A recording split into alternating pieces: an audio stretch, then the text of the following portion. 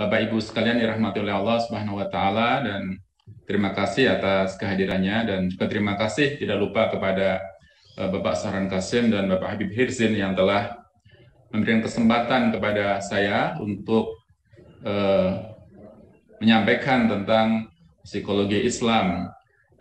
Kajiannya selama 7 kali pertemuan, maka saya akan mulai tidak langsung kepada kajian konsep.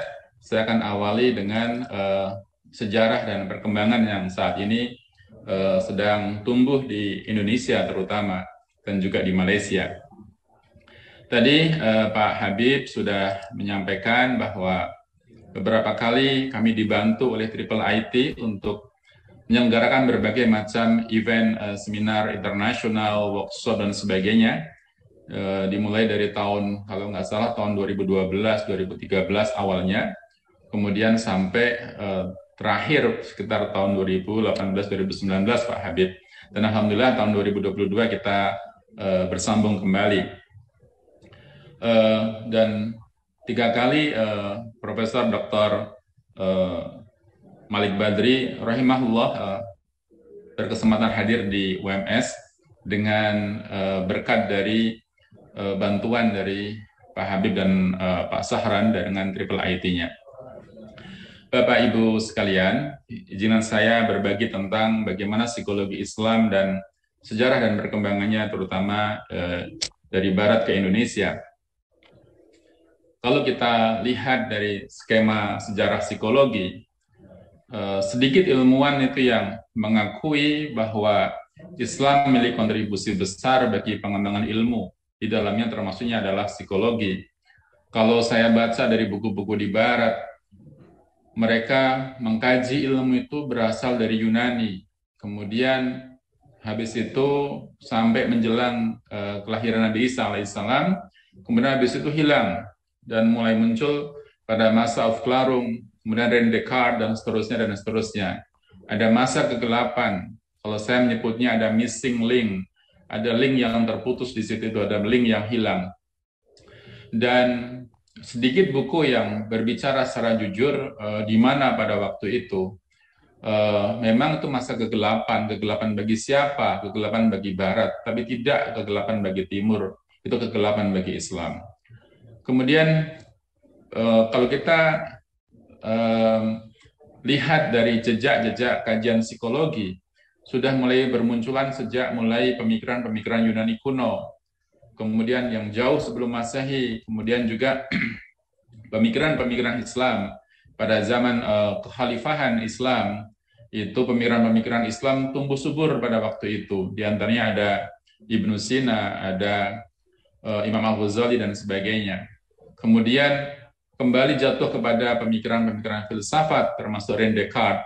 Kemudian muncul pada tahun 1879 kajian psikologi sebagai ilmu formal yang terpisah dari kajian filsafat. Kalau kita lihat dari cerita tadi, diantaranya apa sih bentuk psikologi, pemikiran psikologi pada zaman Yunani kuno? Misalnya pemikiran dari Hippocrates. Hippocrates ini adalah seorang dokter dan bahkan disebut sebagai bapak kedokteran, dan beliau ini melakukan riset tentang kepribadian berdasarkan struktur cairan dalam tubuh manusia.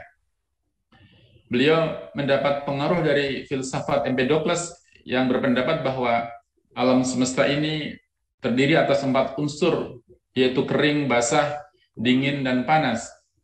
Keempat unsur ini kemudian dianggapnya oleh Hippocrates dengan mengambil teori-teori Empedokles ini, menghubungkannya dengan 4 unsur dalam diri manusia, yaitu sifat panas yang terdapat dalam darah yang disebut dengan sanguinis, sifat basah yang terdapat di dalam empedu hitam yang disebut dengan melankolis, kemudian sifat kering terdapat di dalam empedu kuning yang disebut dengan choleris, dan sifat dingin yang terdapat di dalam lendir yang disebut dengan phlegmatis.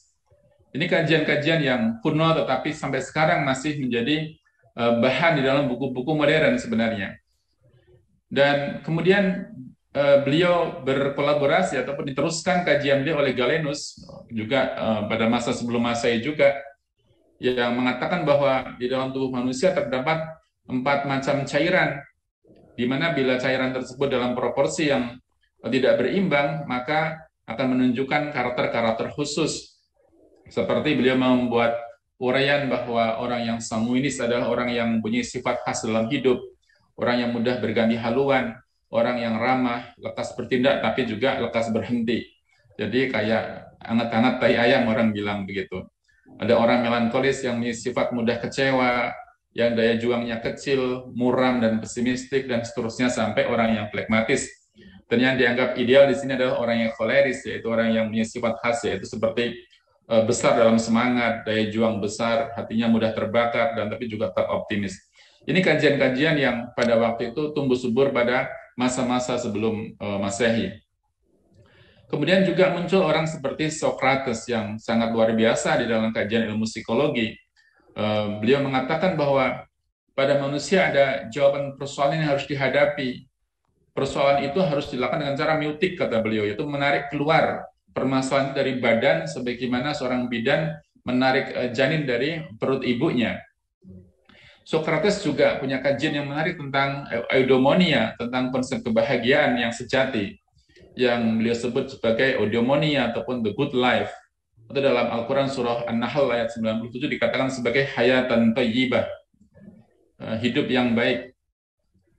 Kemudian juga ada muridnya yaitu Plato, yang jiwa manusia terdiri atas ide-ide yang kita kenal sekarang dengan psike.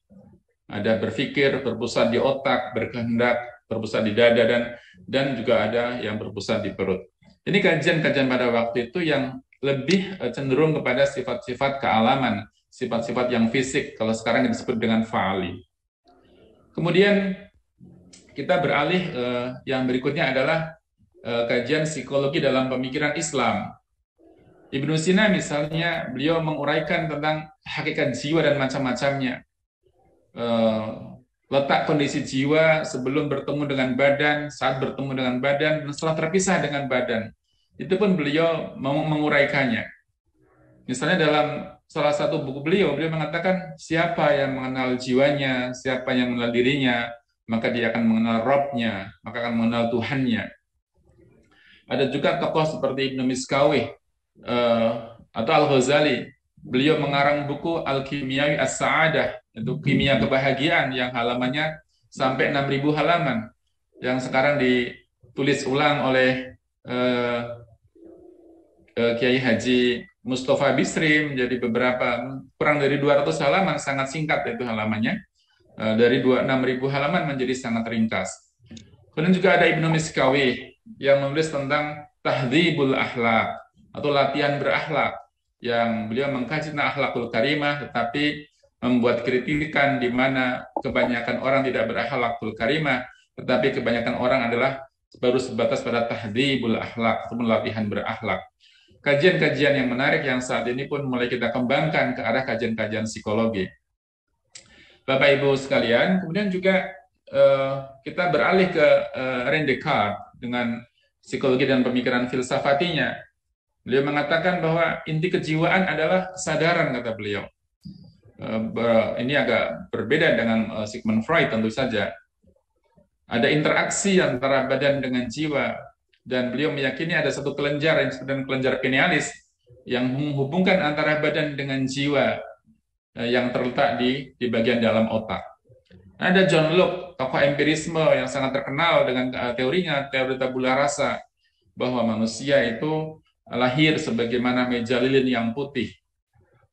Kemudian kalau dalam hadis dikatakan kullu mauludin yuladu alal fitrah.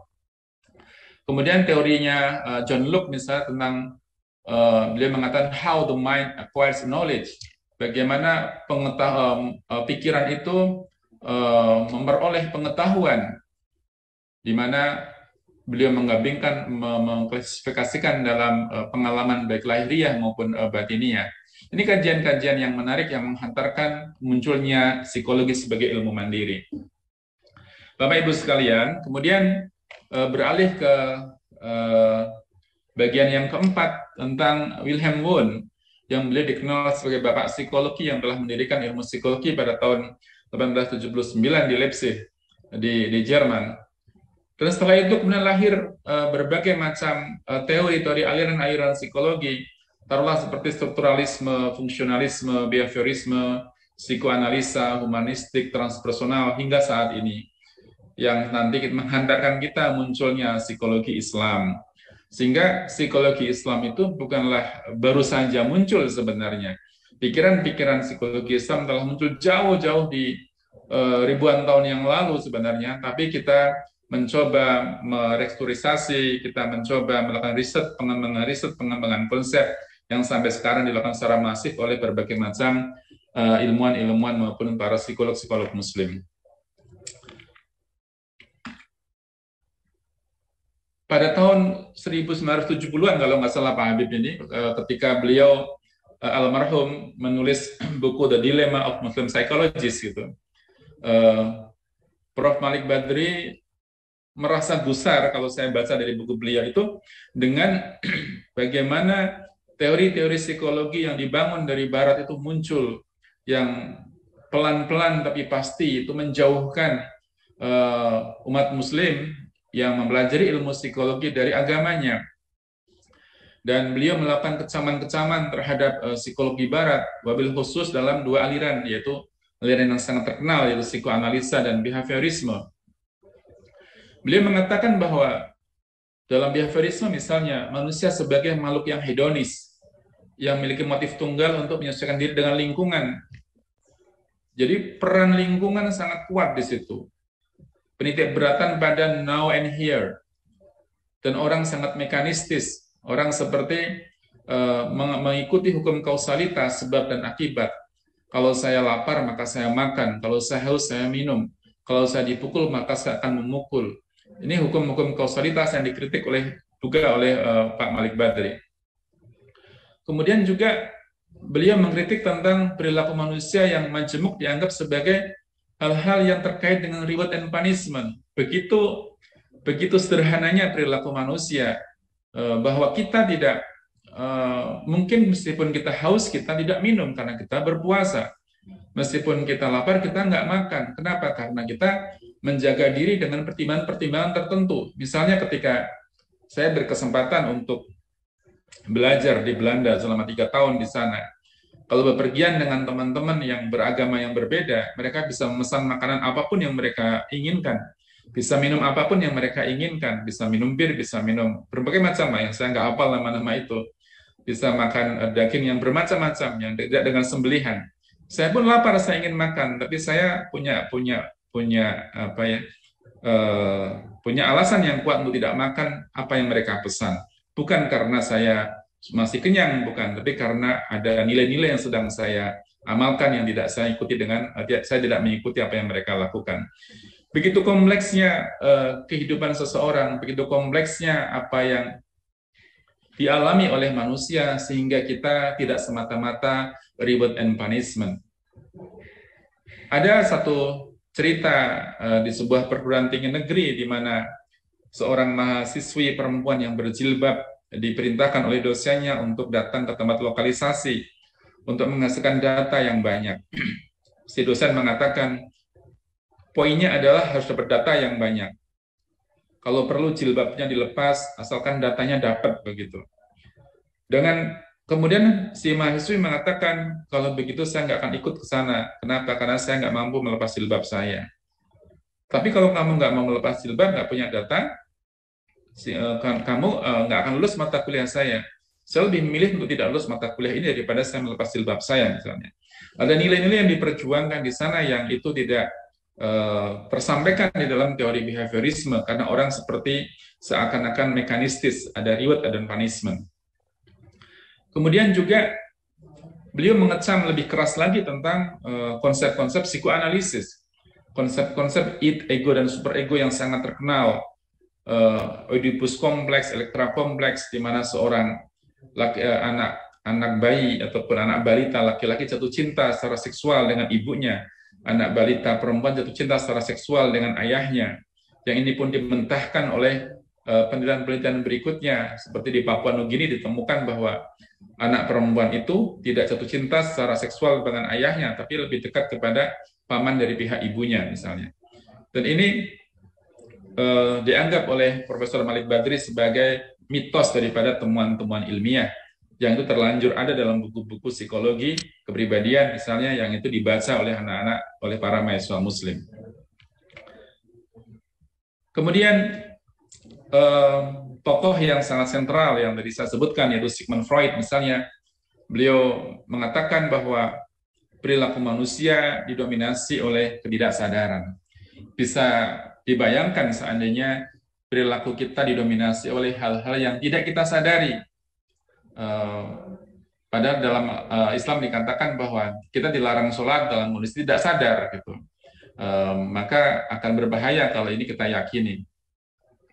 Dia juga mengatakan bahwa manusia digerakkan oleh insting dasar yang bersifat buruk, yang liar, non-etis, egois, dan bertuhankan pada kenikmatan. Tentu ini bertentangan dengan ajaran-ajaran agama Islam. Kemudian juga Freud mengatakan munculnya perilaku positif itu sebagai bentuk pengalihan ataupun penekanan dari perilaku negatif. Bayangkan orang kuliah, mahasiswa kuliah, biar nggak tawuran. Kenapa kuliah, Mas? Biar nggak tawuran gitu. Hanya sekedar itu, biar nggak minum, biar nggak menggunakan narkoba, biar nggak mencuri, biar nggak berantem, daripada di rumah nganggur gitu. Jadi seorang itu melakukan hal yang positif untuk menghindari hal yang negatif. Mendingan ikut pengajian daripada ikut pacaran, mendingan menikah daripada berzina gitu. Beberapa orang memang benar itu terjadi, tetapi kita melakukan hal yang positif bukan semata-mata menghindari yang negatif. Kita punya sesuatu yang kita arah gitu, yang tidak sekedar menghindari yang negatif. Bahkan di dalam bukunya The Future of an Illusion, di sini misalnya Freud mengatakan yakin dengan pandangan-pandangan ateisnya. Beliau mengatakan misalnya believe in God as a collective neurosis. Percaya kepada Tuhan itu, percaya kepada Tuhan, beriman kepada Tuhan dianggap sebagai neurosis yang kolektif, kecemasan yang kolektif, termasuk gangguan jiwa ringan di sini. Tapi itu secara jama'i gitu ya bahasa kita. Dia menyebutnya sebagai longing for a father, itu kerinduan dengan sosok sang bapak gitu. Itu memang Freud tidak mengkritik tentang Islam, tetapi beliau mengkritik tentang ajaran dari agama lain.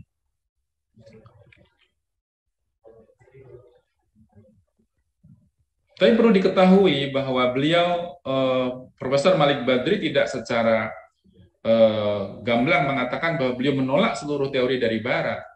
Beliau memang mengadakan kita untuk harus selalu hati-hati, teliti di dalam memandang psikologi Barat. Hal-hal yang baik tetap digunakan, yang punya kesejalanan yang tidak bertentangan dengan nilai Islam tetap kita pertahankan. Sementara hal-hal yang berlawanan yang kita tinggalkan.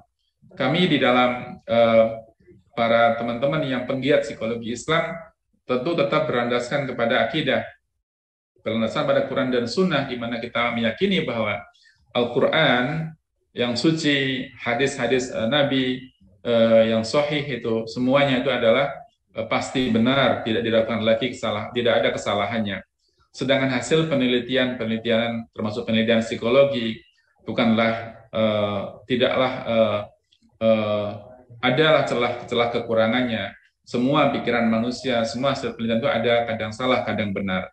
Maka segala hal yang tidak sejalan dengan Al-Quran dan Sunnah, maka kita katakan itu adalah perlu dikaji lagi, karena itu belum sesuai dengan sumber yang utama, yaitu Al-Quran dan Sunnah. Di antara hal yang dipuji oleh Profesor Malik Badri, beliau memuji tentang psikologi analitiknya Carl Gustav Jung, yang memandang bahwa fungsi agama secara lebih positif dibandingkan dengan Sigmund Freud misalnya. Kemudian psikologi humanistiknya Abraham Maslow, yang menghargai subjektivitas pribadi atau keunikan-keunikan pribadi dibandingkan dengan pandangan-pandangan negatifnya dari Sigmund Freud. Kemudian juga tentang kebebasan, tentang freedom, orang bebas berkehendak, itu dalam teori-teori humanistiknya Abraham Maslow, tanggung jawab dan self-actualization. Meskipun ada catatan di sini, saya membuat catatan-catatan yang mungkin di situ tidak disebutkan oleh Pak Malik Badri. Di sisi lain juga teori humanistik memiliki celah-celah kekurangan seperti bahwa manusia itu begitu mandiri, begitu mampu menentukan hidupnya sendiri, bahkan dikatakan memerankan fungsi Tuhan di dalam dirinya, yang itu bahaya buat kita. Karena itu kalau semua aliran humanistik terutama, semua ajaran-ajaran yang disampaikan secara gamblang tanpa ada filter kepada para mahasiswa bisa mendorong orang untuk menjadi seorang ateis karena meniadakan peran Allah atau peran Tuhan di dalam kehidupan seseorang. Tapi ada sisi kebaikan yang tadi dipuji oleh Profesor Malik Badri. Prof. Badri juga menyanjung tentang teori logoterapi dari Viktor Frankl, seorang Yahudi Austria. Beliau juga korban dari peperangan pada masa Nazi itu, yang hidup di barak-barak pengungsian. Yang sudah pernah ke sana adalah guru kita Pak Hanab Jumana Bastaman yang pernah berkunjung ke Austria dan bertemu dengan istri dari Viktor Frankl. Viktor Frankl-nya sudah lama meninggal dunia. Dan Pak Malik Badri mengatakan bahwa teori-teori Viktor Frankl ini banyak berkesesuaian dengan prinsip-prinsip dalam Al-Quran maupun tentang manusia. Ini semua hal yang tadi saya sampaikan ini menunjukkan bahwa kita tidak boleh antipati dengan psikologi dari Barat. Ada nilai-nilai yang baik dari sana yang perlu kita kembangkan, adapun yang kurang baik kita tinggalkan. Tidak semuanya kita hantam kromo, kalau orang Jawa bilang semuanya salah, semuanya benar, tidak. Ada critical thinking kita terhadap nilai-nilai yang dibawa dari Barat. Karena psikologi Barat dikembangkan saat ini ya, lebih bercorak kepada ateis. Bahkan kalau kita beberapa waktu yang lalu Pak Habib, saya diundang oleh IUM untuk bicara tentang bagaimana terkait tadi Pak Habib sampaikan, membuat model, mendesain pemecahan masalah sosial pasca pandemi. Apa yang harus dilakukan oleh para tokoh-tokoh psikologi, oleh para ilmuwan psikologi. Saya menyampaikan beberapa hal, termasuk diantaranya kita membuat student mental health and well-being support untuk membantu para mahasiswa keluar dari kondisi-kondisi pandemi.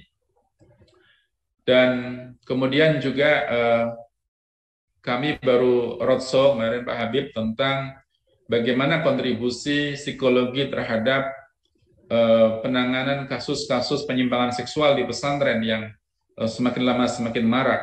Di psikologi sendiri, homoseksual itu sekarang tidak dimasukkan di dalam perilaku menyimpang. Homoseksual termasuk turunannya, termasuk lesbian, termasuk berbagai macam di dalamnya, termasuk biseks dan sebagainya, itu dikatakan sebagai perilaku yang normal, bukan perilaku yang abnormal.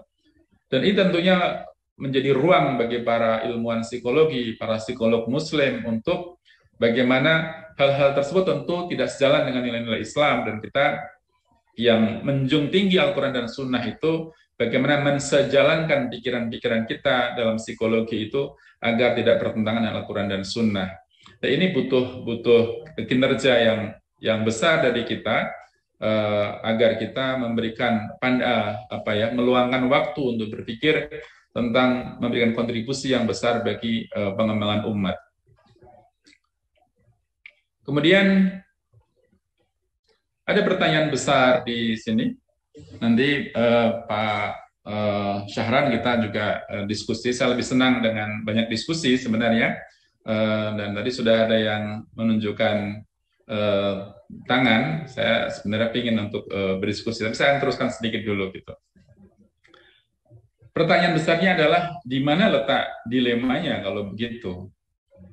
Pak Malik Badri dalam buku ini bukunya luar biasa ya. Beliau mengatakan bahwa dilema para psikolog muslim termasuk ilmuwan muslim terletak pada sengketa batin, di mana pada satu sisi ilmu psikologi yang telah ditekuni selama ini telah memiliki posisi yang teguh sebagai sains. Namun isinya kok bertentangan dengan prinsip-prinsip Islam. Harus bagaimana? saat ini juga buku-buku dari Barat itu kan menguasai keilmuan psikologi. Sebenarnya sih ada buku-buku dari Timur Tengah gitu, tetapi jumlah orang yang memahami tentang bahasa Arab sangatlah sedikit. Lebih mudah mereka memahami bahasa Inggris.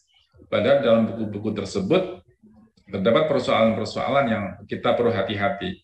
Triple IT pernah, saya ingat waktu di Jogja itu Pak Habib, Triple IT menawarkan kepada para ilmuwan Muslim psikologi untuk menulis buku tentang psikologi Islam tanpa menyebut kata Islam di dalam judulnya, seperti misalnya psikologi sosial begitu, maka judulnya psikologi sosial, tapi di dalamnya syarat dengan nuansa-nuansa Islam, secara kultur ada gitu, sehingga harapannya buku itu bisa, karena buku itu ditulis dalam bahasa Inggris, waktu itu Dr. Umar Kasole kalau nggak salah menawarkan supaya bisa diterbitkan di Eropa dan dibaca oleh para psikolog-psikolog besar dunia bahwa ini loh psikologi dengan nuansa Islam. Tapi waktu itu saya memang belum punya apa ya, mungkin kesibukan atau bagaimana sehingga kita lewatkan begitu saja waktu itu Pak Habib. Kemudian juga di sisi lain kita meyakini dalam Al-Quran dan As-Sunnah banyak terkandung prinsip-prinsip psikologi, namun psikologi Islam belum memiliki pijakan yang kuat, sekuat psikologi yang ada saat ini. Atau kita nyebutlah, bolehlah kita sebut dengan psikologi konvensional. Gitu. Ini buku yang lama ya, tapi dicetak ulang, kemudian dan kita bisa menikmati buku itu hingga saat ini.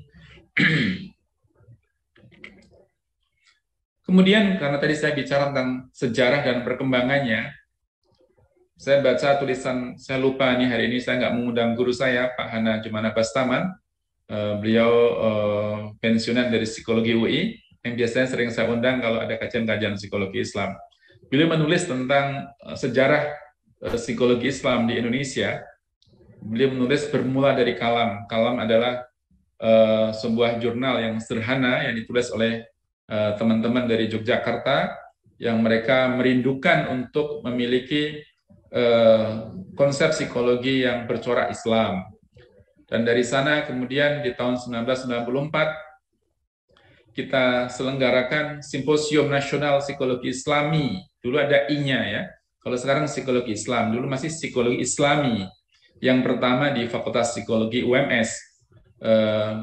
Dan waktu itu saya masih semester 3, jadi belum banyak mengerti, hanya ada event besar tapi saya nggak begitu mengerti yang itu dipandegani oleh senior-senior pada waktu itu dari Fosima Mupsi.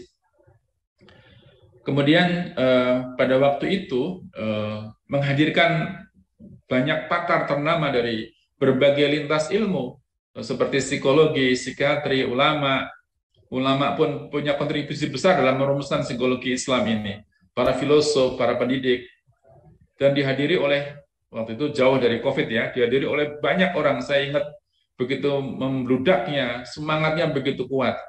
Semangatnya sangat kuat, meskipun pada waktu itu pandangannya itu beragam.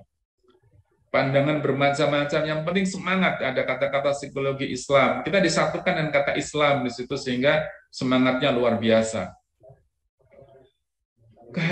Kerinduan untuk memiliki psikologi bercorak Islam itu membuat orang dari berbagai macam kelompok, dari berbagai macam perguruan tinggi datang secara berbondong-bondong untuk mengikuti baik sebagai peserta maupun sebagai pembicara di situ itu.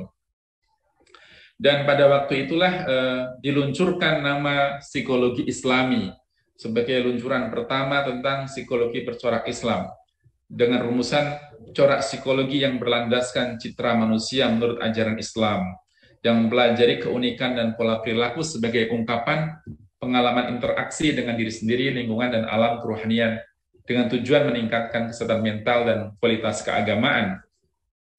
Panjang ini definisinya yang saya ambil dari tulisan Pak Bastaman tahun 2005 ini.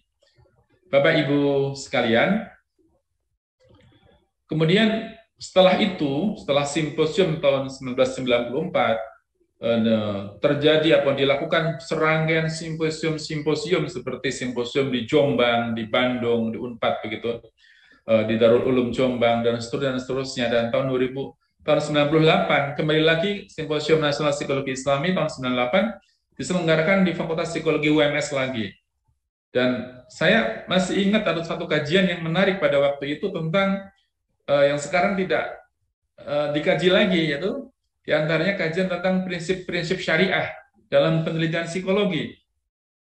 Prinsip-prinsip syariah dalam penelitian psikologi ini mengemuka ketika ada buku karya Muammar MK tentang bagaimana mencari data sampai seperti itu ya, sampai menanggalkan semua yang dimilikinya asalkan dapat data.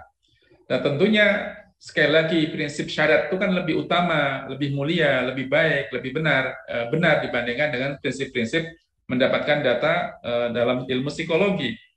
Maka kalau prinsip syariat itu tidak bisa dilanggar, karena itu lebih utama, sumber utama kita. Misalnya ketika penelitian di lokalisasi, kita nggak mungkin menggunakan partisipan. Kalau kita menggunakan cara partisipan, kita ikut bagian dari situ, maka melanggar prinsip syariat. Maka yang kita gunakan mestinya non-partisipan. Kalau kita penelitian dengan anak-anak TK, kita bisa menggunakan partisipan. Kita ikut bermain bersama dalam permainan mereka. Nah, prinsip-prinsip syariat ini menarik untuk diteruskan ataupun diajarkan di dalam mata kuliah metodologi sehingga para mahasiswa tercerahkan betapa pentingnya prinsip-prinsip syariat ditegakkan di dalam metodologi penelitian. Dan akhirnya pada tahun 2003, ini sebatas yang saya masih ingat ya, rumusan kongres diselenggarakan di UIN Jakarta dan diputuskan Fakultas Psikologi UMS kembali sebagai tuan rumahnya. Dan alhamdulillah pada waktu itu saya baru selesai S2, saya ditunjuk sebagai ketua panitia dalam kongres pertama Asosiasi Psikologi Islami pada waktu itu.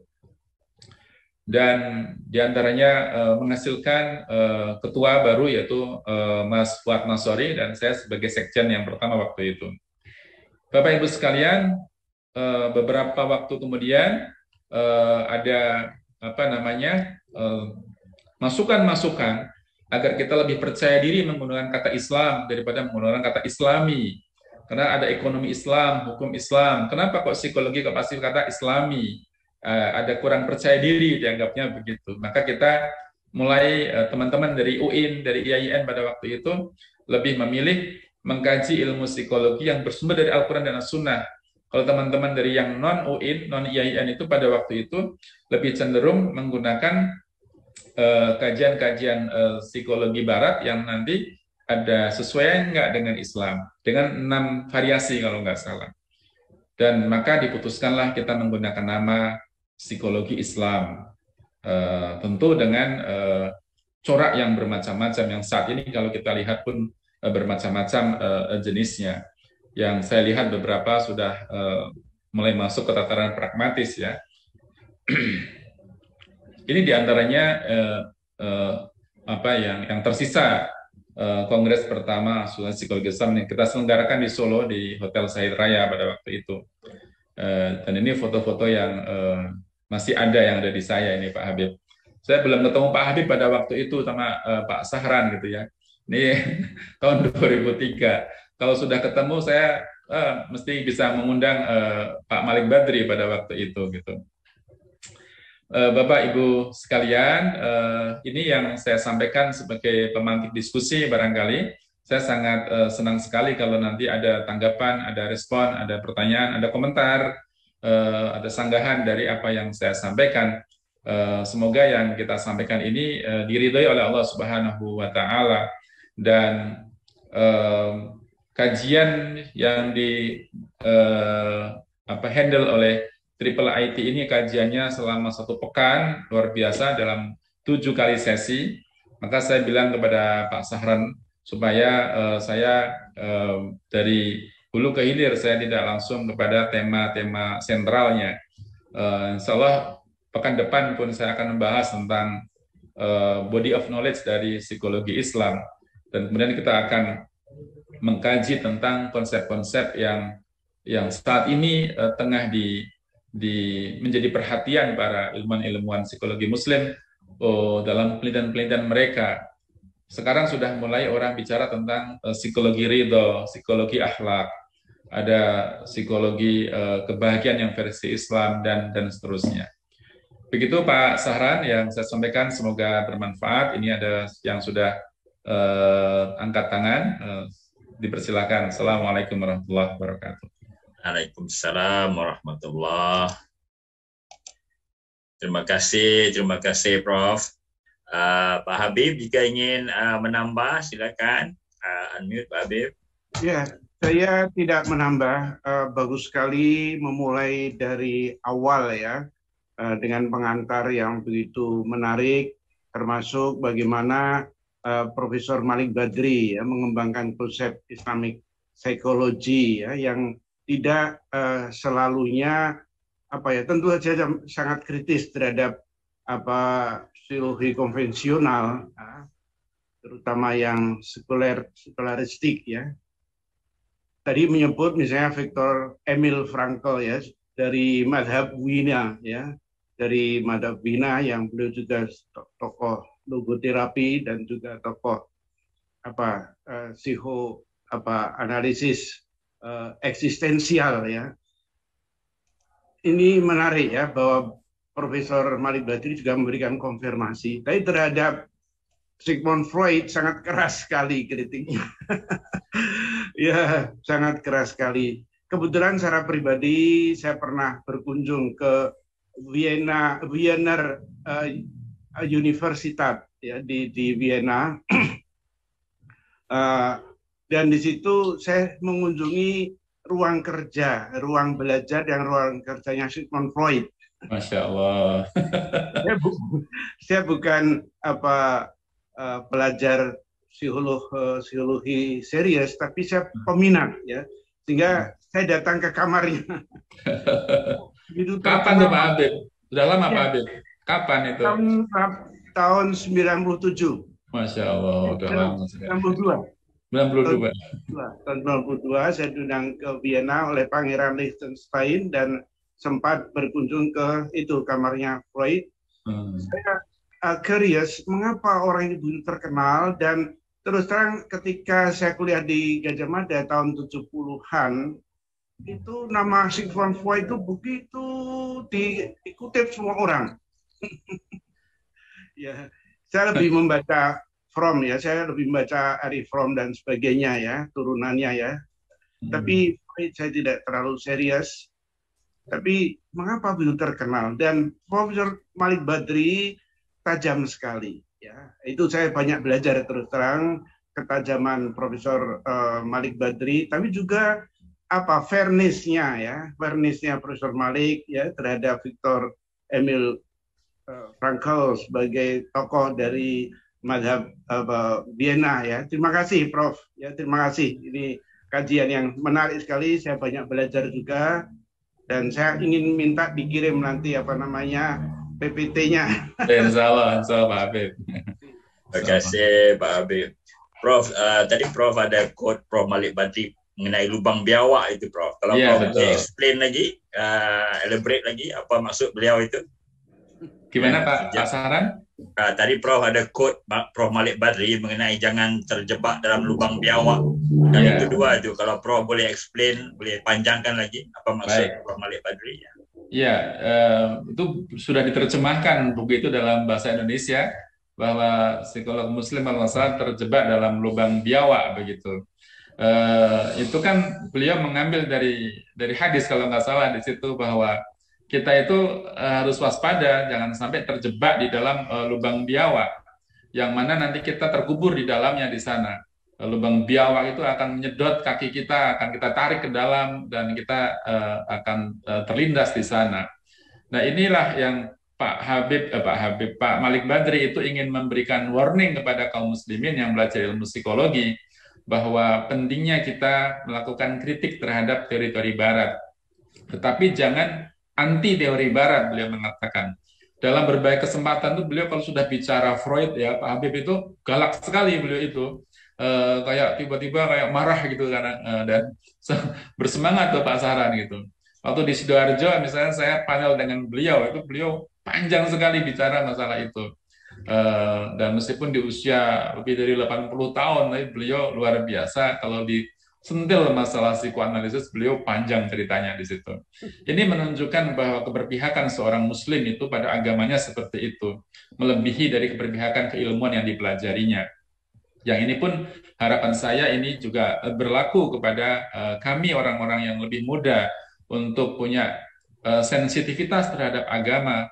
Orang boleh mengatakan bahwa agama itu nggak perlu dibela, Allah Maha Kuasa. Bukan begitu caranya gitu ya. Kita seorang muslim, kita punya keberpihakan untuk mengembangkan ilmu-ilmu psikologi yang berversikan Al-Quran dan Sunnah ini, yang oleh sebagian orang memang saya pahami bahwa ilmu psikologi ini harus dipelajari secara kritis. Para dosen harus punya filter yang kuat ketika mengkaji suatu buku, tidak serta-merta semua diberikan kepada para mahasiswa, tapi mana-mana yang tidak sejalan kita sejalankan, yang salah kita luruskan. Dan tentu semua itu bisa kita kemas di dalam kurikulum yang kita kembangkan. Ada kurikulum yang kita sebut dengan integrasi psikologi dan Islam, yang mana kurikulum ini juga dikembangkan oleh teman-teman dari IUM untuk yang beliau mengembangkan konsep integrasi dari Syekh Muhammad Naqib Al-Atas, Pak Sahran, orang lahir Bogor tapi sekarang tinggal di Malaysia beliau. Nah ini bagus sekali kalau itu dikembangkan di dalam ilmu psikologi, Pak Sahran. Baik, Prof. Baik. Ini banyak soalan Prof dalam chatbox kita ini. Suka juga saya mau memilihnya. Kita akan forward pada Prof semua soalan-soalan ini. Nanti Prof boleh lihat. Ataupun Prof mau pilih satu dua sempat. Prof, saya baca di chatbox atau tak? Boleh. InsyaAllah. Cuma Prof dalam konteks COVID hari ini, apa cabaran yang Prof hadapi sekarang sebagai seorang dekan, sebagai seorang pakar psikologis? Gimana Prof menghadapinya sekarang? Iya, terima kasih Pak Sahran. Jadi kami mulai tanggal 21 Februari mulai perkuliahan secara menggunakan blended learning, ada yang daring, ada yang luring, ada yang online dan offline. Pak Sahran, kami menggunakan istilah daring dan luring di Indonesia. Daring itu menggunakan online, luring itu offline begitu. Mungkin di Malaysia tidak ada istilah daring. Nah, kami yang sedang psikologi di sini sangat besar peranannya, dan dalam berbagai forum itu dibicarakan tentang mental health, tentang student well-being, yang ini juga tidak hanya sekarang menjadi perbincangan di dunia kampus, dunia perguruan tinggi, tapi juga ke sekolah-sekolah sekarang sudah mulai bicara student well-being, di mana kita mendesain sebuah lembaga untuk menangani persoalan-persoalan psikologis pasca pandemi. Di tahun 2020 awal, Pak Sahran, saya waktu itu diberi amanah di bidang kemahasiswaan. Kita membuat student mental health and well-being support. Sebenarnya digunakan untuk mensupport para mahasiswa UMS, tetapi kenyataannya kami dihadapkan kepada banyaknya masyarakat yang membutuhkan penanganan pada saat pandemi, sehingga kita membuka lowongan untuk para alumni untuk bisa menjadi konselor secara gratis, dan kita buat aplikasinya dan mereka memberikan pelayanan kepada masyarakat luas, tidak untuk mahasiswa tapi masyarakat luas. Nah, sekarang sudah mulai mereda, kita tarik ke kampus bahwa ini kita fokuskan untuk menangani persoalan-persoalan mahasiswa. Kita lakukan dengan berbagai cara, diantaranya dengan cara online, seperti dengan telepon, kemudian via phone, kemudian via WhatsApp, kemudian via Zoom, via Google Meet. Kemudian juga kita persilakan mereka yang rumahnya dekat dengan kampus kami untuk datang ke kampus menyampaikan secara langsung. Dan ini kita sudah siapkan 6 psikolog untuk membantu mereka keluar dari persoalan-persoalan itu. Dan ini terasa sekali kebermanfaatannya, bagaimana para teman-teman psikolog ini sudah mencoba untuk berkontribusi di masyarakat pada masa-masa pandemi seperti ini, Pak Sahran.